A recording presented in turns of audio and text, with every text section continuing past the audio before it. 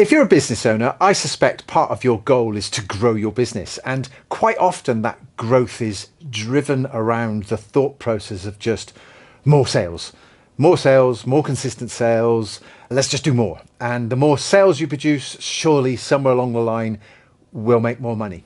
Well, that is true. But along the way comes some pain points of just focusing on more sales. Because really what we want to be doing is focusing on more profit, because it's the profit that feeds you and your family.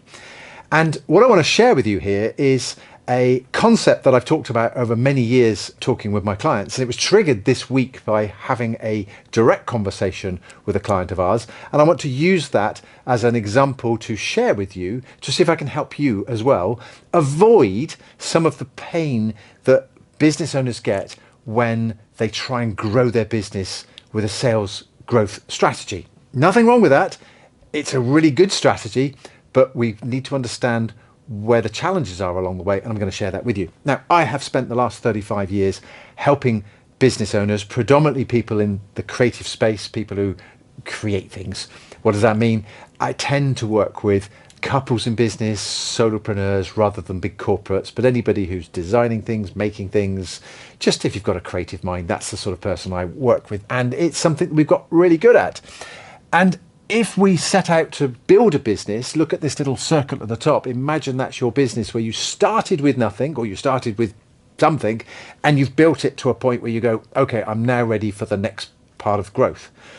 When we build that business to a certain level, if you actually stop for a minute and look at how that business runs, you will discover that there's a system sitting alongside your business or part of your business that enables it to run hopefully relatively smoothly. Everything from raising sales invoices and getting paid and finding new business with a sales and marketing process of some sort, looking after your staff, a bit of HR, health and safety, administration, bookkeeping and accounting, all of that stuff to make your business perform on a day-to-day basis where hopefully you enjoy what you do. And who wants to run a business that you don't enjoy? But as you build that out, you'll find that it's reached a point where you go, okay, it's okay, and I'm ready for that growth. And there's an element of profitability. Let's find a different color for profitability, where it's making a profit, but you know you can make more profit and you want to see that profit grow. So there's a gap between what you expect your profits to be and where they are now. And whether you know that figure precisely, or you just have a gut feeling, or you just simply are just a bit fed up not having enough cash to do some of the nicer things in life. Maybe you've missed a few holidays. Maybe there's some things you want to do and you go, if I just had a bit more money, I could really go and enjoy my life and do some great things. Fantastic, okay? And as people go through this growth process, it's not always pain, but they go through this growth process. They take their business at the current size and they deliberately make it bigger. They take on more customers, more work, probably take on more staff to do that work. And for a period of time, it feels rather exciting. It feels like, oh, I'm winning another customer, and I've got a new member of staff and everything's all exciting and away we go. And during that process of growth, your cash flow will appear to be okay because you're bringing in more upfront cash as the customers pay you. But here's the thing.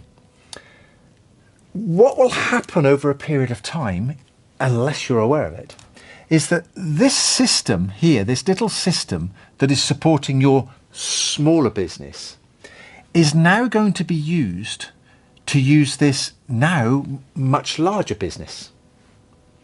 And in doing so, what can happen is that this small system that was running your smaller business will start to implode. It'll start to creak at the seams. It'll start breaking. And in doing so, you will experience pain as you're trying to look after your customers. You'll experience pain of suddenly you're not delivering on your promise as much as you thought. You'll know in your heart what good is. And you'll be delivering to your customers going, this isn't good enough. We are not good enough. You'll be late. You'll be delaying things. You'll be bullshitting people because you're trying to cover up. You'll be dropping the ball. You'll be doing jobs where you've priced it up and it won't be quite right.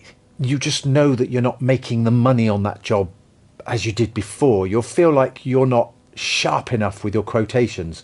You'll feel like the staff are taking the piss a bit. You've got it all up and running, and why are they not doing their job properly? Why is things like that? And you'll be frustrated. And any sign of frustration, a drop in quality, if your quality levels are going down, if you're stressed, if you're worried, all of these things are indicators that your systems for looking after your business are crumbling. And in a worst case scenario, that can impact on the way that we manage our money within our bank account. And sadly, I've seen this over the years where people come and they're out of control with their money. They've got money going out left, right and centre, finances all over here. It's all uncontrollable and supported by the fact they keep throwing sales at it. And because they keep throwing sales at the problem, the money kind of sorts itself out until one day there's a lag in sales. One day there's a problem.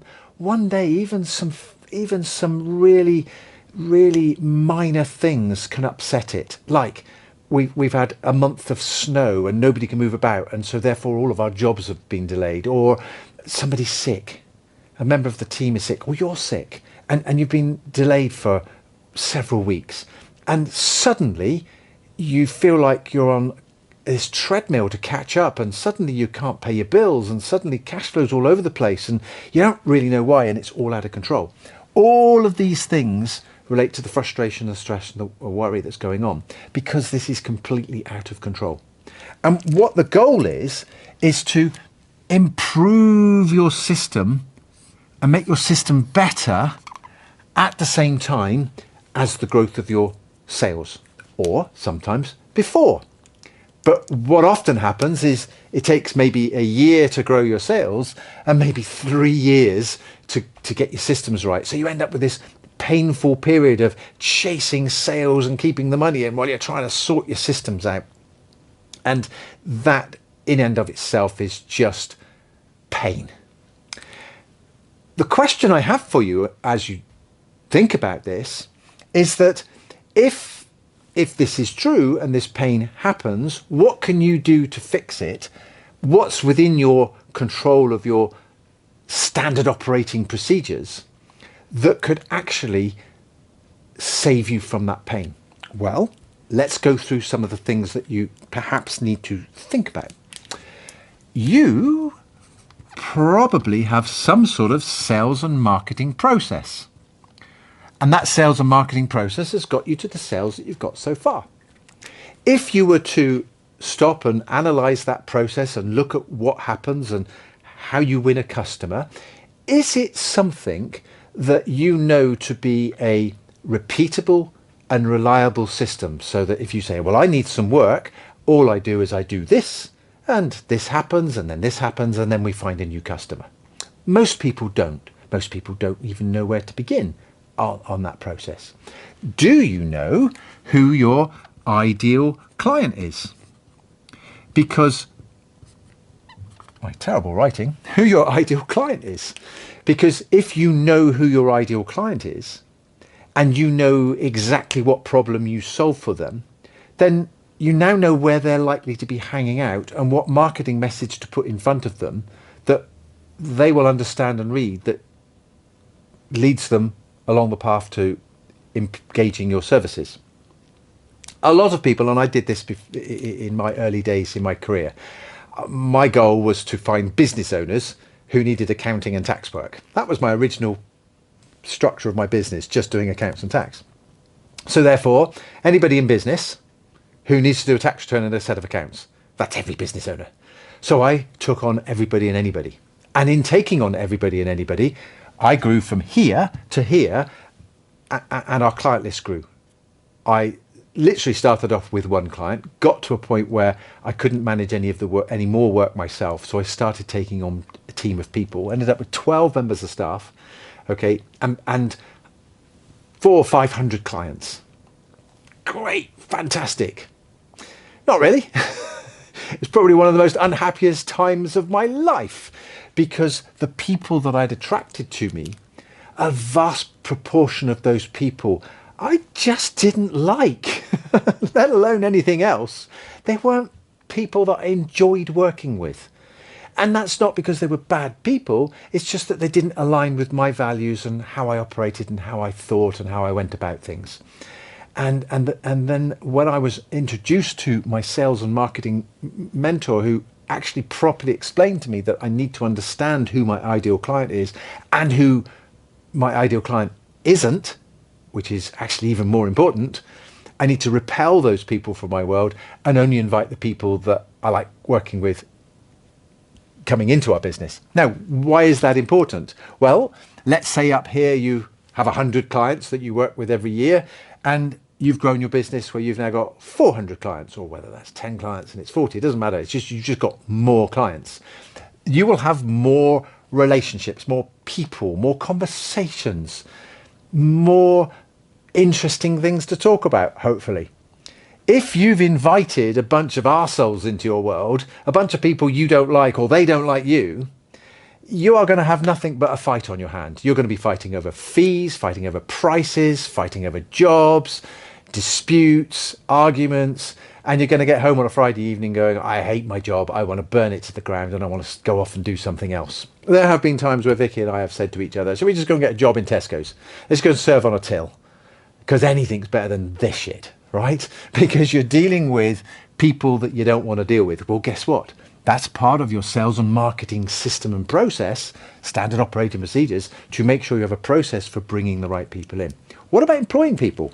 Okay, well, employing people, staff, sometimes is like having children. Okay, they need to be looked after, they need to be mollycoddled, etc. But what about if you actually have problems with your staff members and you find it really irritating working with a staff member? Who invited them in? Who at the interview process said, yeah, come on in? I'm happy to work with an idiot, right? Okay.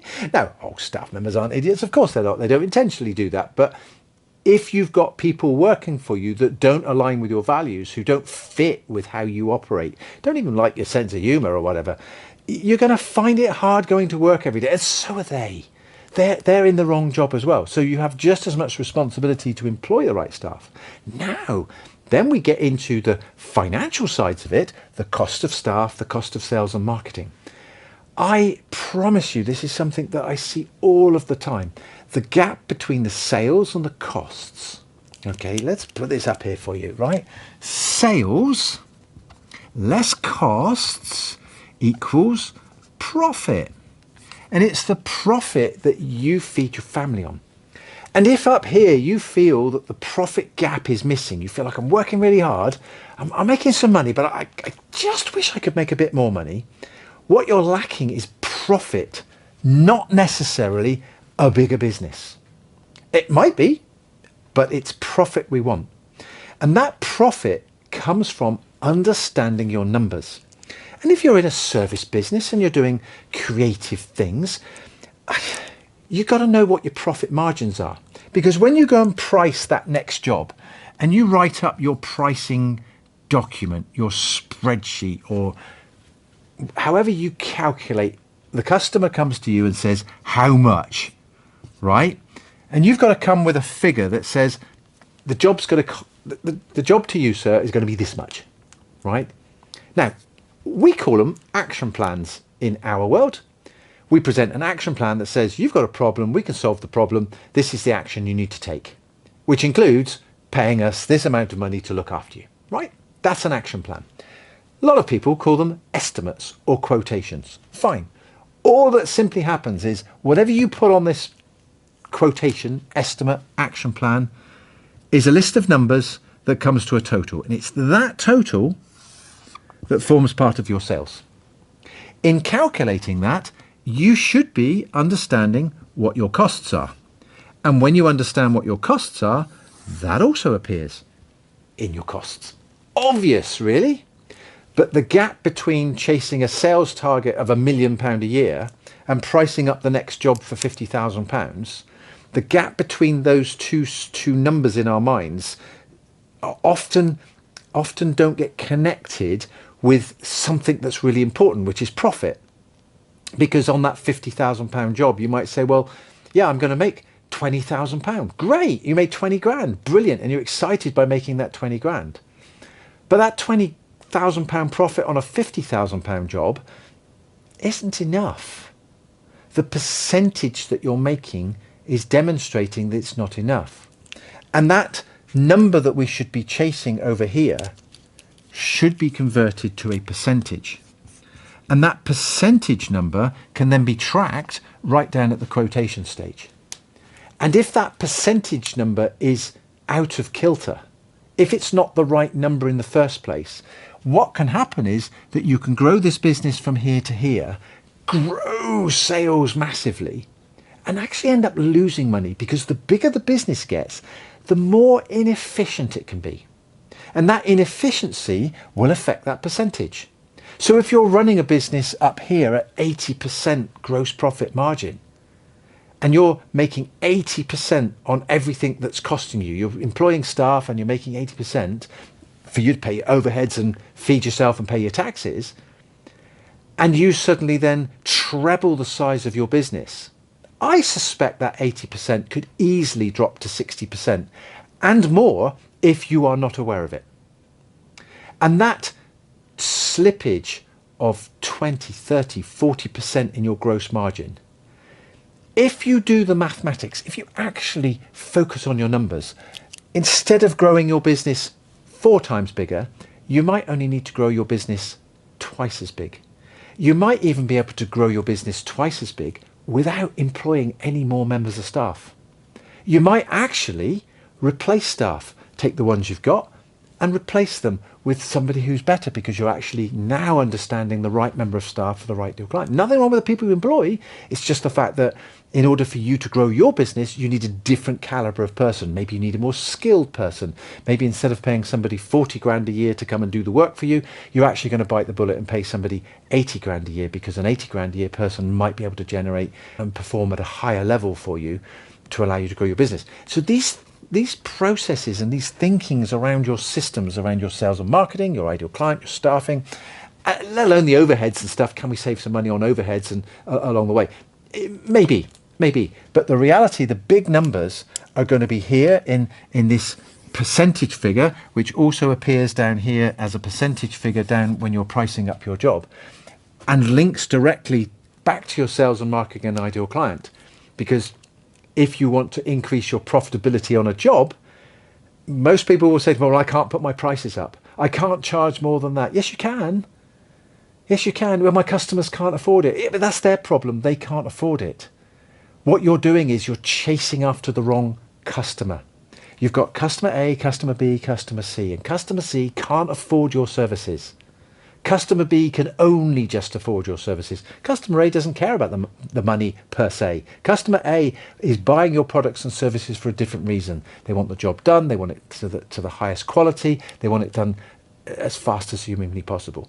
And therefore, they're driven by a completely different thing other than money. And they will also understand and respect that they're going to have to pay for that service, and therefore they're willing to pay. Whereas customer C is willing to pay and can't. Doesn't have the economics behind them to be able to justify that.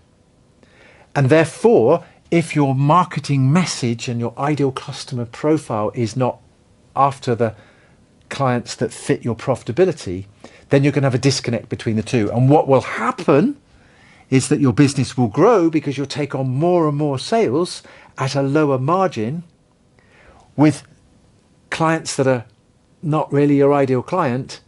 And all you'll end up with is a bigger pile of pain. And what happens as a business owner, it gets to us. You end up so unbelievably stressed. Or, as I did, completely and utterly unhappy. Bigger business, more money, more people, but really unhappy. So these are the things that I'm just trying to help you think about here. If any of this resonates with you, or if you've got questions about this, leave them in the comments below, and I'll see if I can come back at you and give you some more help. See you soon.